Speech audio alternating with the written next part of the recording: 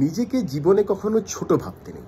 যেদিনকে আপনি ছোট ভাবা শুরু করবেন নিজেকে, সেদিন থেকে আপনার জীবনটা থেমে যাবে। আমি কখনো আমাকে ছোট ভাবি না। আমাকে ছোট ভাবার জন্য রজনী মাসি রয়েছে। রজনী মাসি মায়ের খুড়তুতো জেঠুর মেয়ে। রজনী মাসির ছেলে সিঙ্গাপুর, রজনী মাসির ছেলে স্টার্টআপের ভিপি। রজনী মাসিরা কথা বললে আমার আটকে যায় ছিপি। আমার জীবনে দুজন রজনীর ঘুম কেড়ে নিয়েছিল। একজন হচ্ছে রজনী সেন রোডের প্রদর্শী মিটার, আর দ্বিতীয়জন হচ্ছে রজনী মাসির ছেলে টুম্পাইদার হাতের গিটার। টুম্পাইদা আমার কলেজের সিনিয়র ছিল।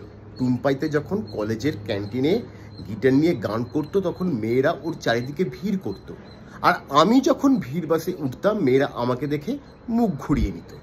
কলেজ থেকে বেরোবার পর টুম্পাইদা প্যাকেজ পেল 11 লাখের, আর আমার থার্ড ইয়ারে উঠতে না উঠতে মোটামুটি 11টা সাপ্লি হয়ে গেছিল। তাতে কোনো অসুবিধে নেই, কিন্তু রজনী মাসি বাড়িতে বেকড রসগোল্লার প্যাকেট হাতে এসে হাসতে হাসতে মাকে বলল যে পচার তো ভবিষ্যৎ একেবারে অন্ধকার রে পচা। মানে আমি তখন পাশের ঘরে নির্লজ্জের মতন কাউন্টার স্ট্রাইক খেলছি। রজনী মাসি বলে চলেছে টুম্পাই তো এবারে হায়দ্রাবাদে ফ্ল্যাট কিনবে, আর টুম্পাইদার মারাঠি গার্লফ্রেন্ডের বাবার নাকি দাদারে একটা 3 BHK আছে, সেটাও নাকি বিয়ের পর মোটামুটি জামাই পাবে। টুম্পাইদা অফিসের কাজে নেক্সট অটামে পেনসিলভেনিয়া যাচ্ছে।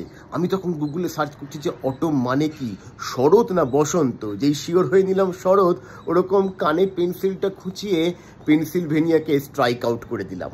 রজনী মাসি চলে যাবার পরে মা আমার দিকে তাকিয়ে বলল যে পচা তুই পারবি? আমি বললাম কেন পারবো না, রাত্রিবেলায় পারুল দি রুটি করতে আসবে না বলেছে তো কি হয়েছে, আমি ম্যাগি খেয়ে ঠিক ম্যানেজ করে নিতে পারবো। মা হতাশ হয়ে বলল যে এই ছেলের জীবনে কি হবে? যার জীবনে কেউ নেই তার TCS আছে।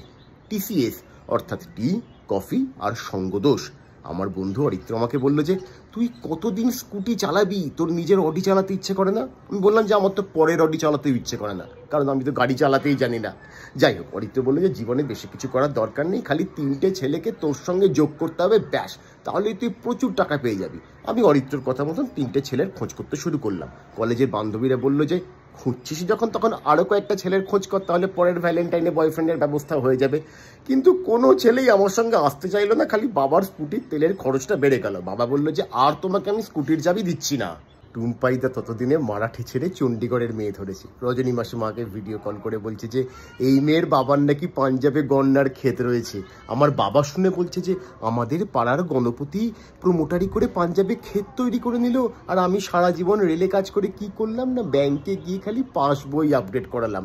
আমি বাবাকে বললাম বাবা অন্যদের বাবাকে দেখেও কিছু তো শেখো। গন্না মানে আখ, আখিও সে মারে গলি। রজনী মাসির ফোন আসলে আমরা সব এড়িয়ে এড়িয়ে চলি।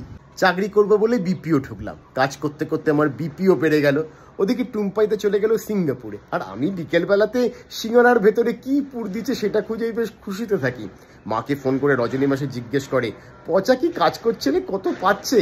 মা বলছে এই তো সামনের পুজোতে একটা শাড়ি গিফট দেবে বলেছে আমাকে। রজনী মাসি হেসে বলে যে পচা বোধহয় লাইফে সেরকম কিছু একটা করে উঠতে পারলো না। না, টুম্পাইদা মুম্বাই, চণ্ডীগড় সব জায়গায় খেলাধুলো করার পরে অবশেষে বিয়ে করলো যোধপুর পার্কে, আর আমি বিয়ে করলাম পাড়ার তরুণ পার্কে। জড়োয়ার সেট দুলিয়ে রজনী মাসি আমাকে জিজ্ঞেস করলো হেসে হেসে বউকে কি দিচ্ছিস রে বিয়ের পরে গিফট? আমি বললাম কেন, পুরীতে সি ফেসিং রুম, 3 নাইটস আর 4 ডেজের হনিমুন প্যাকেজ। রজনী মাসি হেসে বলছে যে টুম্পাই তো বউকে নিয়ে বিয়ের পরে ক্রোয়েশিয়া যাচ্ছে। আমি বললাম যে আমাদের পাড়াতেই কাকের এত উৎপাত, ক্রোয়েশিয়া গিয়ে বেকার ঝামেলা করার কোনো দরকার নেই। এরপর টুম্পাইদার বাচ্চা হলো। রজনী মাসি আবার কম্পিটিশনের সুযোগ পেয়ে গেল বলে মাকে ফোন করে বলল যে হ্যাঁ রে পচাদেরও তো বিয়ের বেশ কয়েক বছর হয়ে গেল, এখনো কিছু হলো না, কিছু হচ্ছে কিনা কনফার্ম করবার জন্য রজনী মাসি প্রত্যেক 2 মাস অন্তর আমাদের বাড়ি আসা শুরু করলো। বাবা সিঙ্গারা আর মিষ্টি কিনে আনতো। সিঙ্গারার পেছনে টোটাল 480 টাকা খরচ হওয়ার পরে অবশেষে আমার বাচ্চা হলো। রজনী মাসি বাচ্চার মুখ দেখে বলল যে হ্যাঁ ঠিক আছে, কিন্তু বুম্পাই মানে টুম্পাইয়ের ছেলে অনেক বেশি ফর্সা। মা আমার দিকে তাকিয়ে পরে বলল যে হ্যাঁ রে পচা, তুই তো লাইফে সেরকম কিছুই করলি না, বাচ্চাকে কি শিক্ষা দিবি? আমি বাচ্চার কানের কাছে গিয়ে ফিসফিস করে বললাম যে শোনো, তুমি জীবনে কখনো নিজেকে ছোট ভাববে না, কারণ মাথার মধ্যে ছোট ছোট চিন্তা ভাবনাগুলো করার জন্য অনেক রজনী মাসি পেয়ে যাবে।